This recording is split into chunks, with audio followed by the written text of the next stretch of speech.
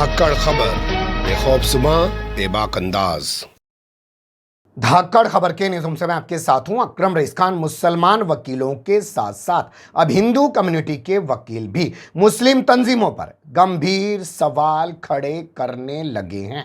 जी हां, ध्यान से सुनिए, थोड़ा गौर से सुनिए, क्योंकि मुसलमानों के साथ साथ अब हिंदू कम्युनिटी के वकील भी मुस्लिम तंजीमों पर गंभीर सवाल उठाने लगे हैं और तंजीमों में बैठे हुए उन मौलानाओं के बहिष्कार की बातें करने लगे हैं जो रात को अंधेरे में जाकर आरएसएस चीफ मोहन भागवत से मुलाकात करते हैं, अमित शाह से मुलाकात करते हैं। सीधे तौर पर ऐसे मौलानाओं को गद्दार कहा जाने लगा है और उनसे होशियार रहने की बात कही जा रही है, जिसके बाद सवाल पैदा हो रहा है कि चलिए मुस्लिम वकील जो सवाल उठा रहे हैं वो तो अपनी कम्युनिटी का मामला है, लेकिन हिंदू कम्युनिटी के वकील अगर सवाल उठा रहे हैं तो क्या वो जायज़ सवाल उठा रहे हैं या सिर्फ टीआरपी बटोरने के लिए, मीडिया में बने रहने के लिए सवाल उठा रहे हैं। यहाँ आपके जहन में सवाल ये भी आ सकता है कि कौन है वो वकील जो ऐसे मुस्लिम तंजीमों पर और मुस्लिम मौलानाओं पर सवाल उठा रहे हैं। तो हर पहलू से आपको रूबरू कराने का प्रयास करेंगे, लेकिन पहले कुछ हाइलाइट्स आपके सामने रख देना चाहता हूं। देखिए, ये है मौलाना सैयद अरशद मदनी, जमीयत उलमा हिंद के वर्तमान समय में अध्यक्ष हैं। ये जाकर मिले आरएसएस चीफ मोहन भागवत से। इन्होंने तो बताया नहीं अपने समाज को कि आरएसएस चीफ मोहन भागवत से मिलने गए थे, लेकिन आरएसएस चीफ मोहन भागवत ने उस खबर को लीक करा दिया। उसके बाद इनकी जमकर फजीहत हुई, लेकिन इतनी बड़ी फजीहत के बाद भी ये रुकने वाले नहीं थे। इन्होंने जाकर फिर रात के अंधेरे में हरिद्वार के अंदर एक और साधु से मुलाकात कर डाली। उसके बारे में भी इन्होंने समाज को नहीं बताया, लेकिन उस साधु ने इनको एक्सपोज कर दिया, बेनकाब कर दिया। उस मामले में भी इनकी जमकर फजीहत हुई। इसके अलावा जिस सुदर्शन टीवी पर ये कोरोना के दौर में जाकर सुप्रीम कोर्ट के अंदर मुकदमे ठोंक रहे थे और कह रहे थे कि मुसलमानों के खिलाफ नफरत फैला रहा है, उसको इन्होंने अपने ऑफिस में बुलाकर इंटरव्यू दिया और बाद में कहने लगे कि मुझे तो पता ही नहीं था कि वो इंटरव्यू चल रहा है। यानी ये लोग बोलते कुछ हैं, करते कुछ हैं और इनका चाल चरित्र और चेहरा इसी तरह का नजर आता है। तो इसलिए लोग अब इनसे बदजन होने लगे हैं। लोग इनकी भूमिका पर सवाल उठाने लगे हैं, कहने लगे हैं कि रात के अंधेरे में आरएसएस चीफ मोहन भागवत से मिलने क्यों जाते हो। इसके अलावा ये चेहरा देख सकते हैं, महमूद मदनी, जो इनके भतीजे हैं। 2008 में दोनों के बीच इस जमीयत उलमा हिंद पर कब्जे को लेकर बंदूकें तन गई थी। चाचा ने अपनी अलग जमीयत बना ली थी और उन्होंने नाम लिख लिया था ए यानी अलीफ, और भतीजे ने, जिसका नाम महमूद मदनी है, उसने अपनी अलग जमीयत बना ली थी। उसने एम करके मीम लगा के अपनी जो है अलग दुकान चलाना शुरू कर दिया था। लेकिन जैसे ही मौलाना कलीम सिद्दीकी को उठाकर यूपीएटीएस ने जेल में डाला, मुफ्ती काजी जहांगीर की गिरफ्तारी के बाद, मौलाना गौतम की गिरफ्तारी के बाद, तो इन्हें लगा कि अब इनकी बारी है। तो ये दोनों 15 साल की अपनी अदावत को भुलाकर एक मंच पर आ गए हैं, यानी कि दोनों अब एक ही हो गए हैं। और उसके बाद से कोई जाके रात को अंधेरे में आरएसएस से मिलता है और कोई जाकर अमित शाह से मिलता है। जैसे कि आप जानते हैं, महमूद मदनी की ऐसी कोई सारी खबरें आ चुकी हैं कि वो अमित शाह से मिलने गए हैं। इसके अलावा 2019 में जैसे ही सत्ता नरेंद्र मोदी की दोबारा आई थी तो इन्होंने पत्र लिख दिया था, क्योंकि नरेंद्र मोदी ने एक नारा दे दिया था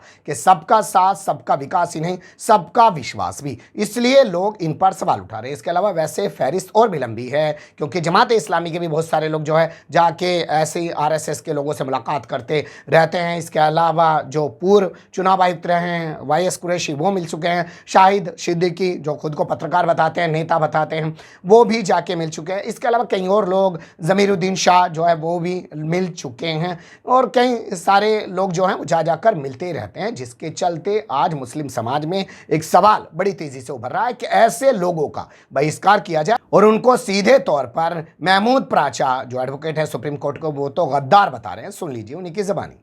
जो लोग डायरेक्टली या इनडायरेक्टली प्रधानमंत्री और होम मिनिस्टर की तारीफ करते हैं, मिलने जाते हैं, मैं सीरियसली इस बात को बता रहा हूं, मिलने जाते हैं, उन लोगों का बायकॉट होना चाहिए, वो गद्दार है।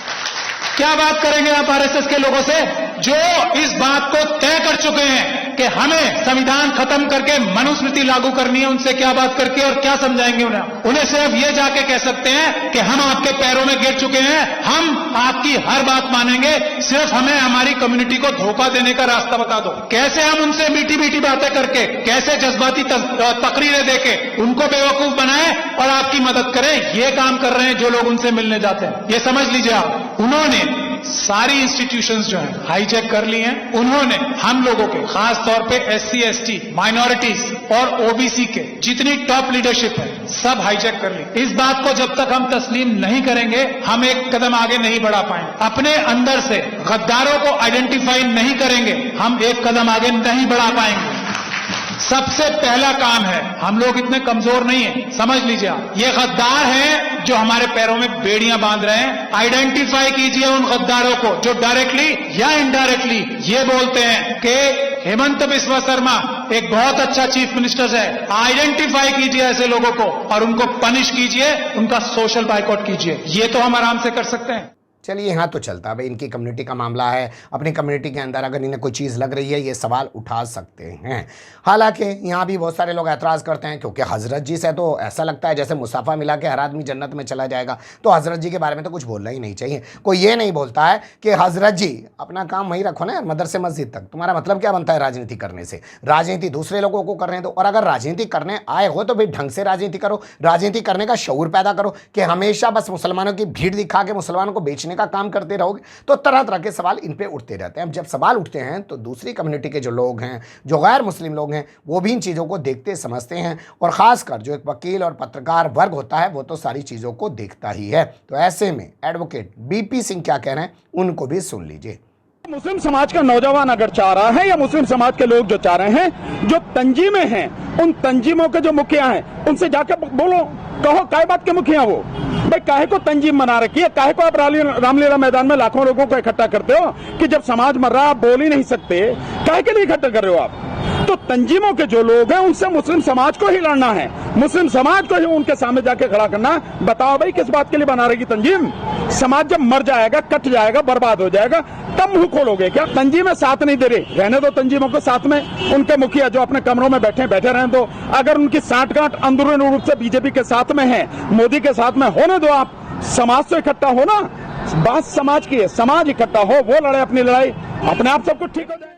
सुन लिया आपने, भानु प्रताप सिंह ने भी कहा कि उन मुस्लिम तंजीमों का बायकाट किया जाना चाहिए, उन लोगों का बायकाट किया जाना चाहिए जो जाकर ऐसे लोगों से मुलाकात कर रहे हैं, और मुसलमानों को खुद आगे आना चाहिए। ये बात इसलिए भी अहम हो जा रही है क्योंकि लगातार जिस तरीके के हालात देश के अंदर बनते जा रहे हैं और मुसलमानों ने संवैधानिक अधिकार होने के बाद भी अपनी आवाज़ को उठाना बंद कर दिया, और इन मौलानाओं ने कहा है कि ये हमारी हिकमत है, हम सड़कों पर निकल नहीं रहे हैं, हम इसलिए सड़कों पर निकलने से इनकार कर रहे हैं कि इससे देश के हालात और ख़राब हो जाएंगे। या जैसे सीए आंदोलन के दौरान गोलियां मारकर मुसलमानों को मौत के घाट उतार दिया गया था, अकेले उत्तर प्रदेश में 28 को मार दिया गया था, वैसे ही हालात पैदा हो जाएंगे और इन्हीं की भीड़ में घुसकर कुछ लोग जो है इन्हीं के खिलाफ काम कर डालेंगे। लेकिन इस डर की वजह से आखिर कब तक घर में बैठे रहेंगे, और यही हालत अगर रही तो सोचिएगा कभी अगर मेरे पूर्वजों ने पिछले जो तमाम इतिहास मौजूद है उस बात का, अगर उन्होंने आवाज़ ना उठाई होती तो मैं आज शायद बोल ना रहा होता।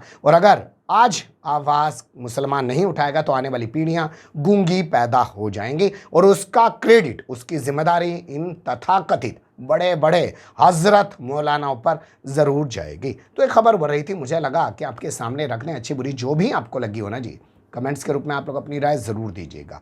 खबर को लाइक कर सकते हैं, चैनल को सब्सक्राइब कर सकते हैं और ज़्यादा से ज़्यादा हमारी खबरों को शेयर कर सकते हैं। फिर ऐसे ही किसी सुलगते हुए या उलझते मुद्दे लेकर मैं आपके सामने हूँगा हाजिर। फिलहाल अभी मुझे नहीं इजाज़त।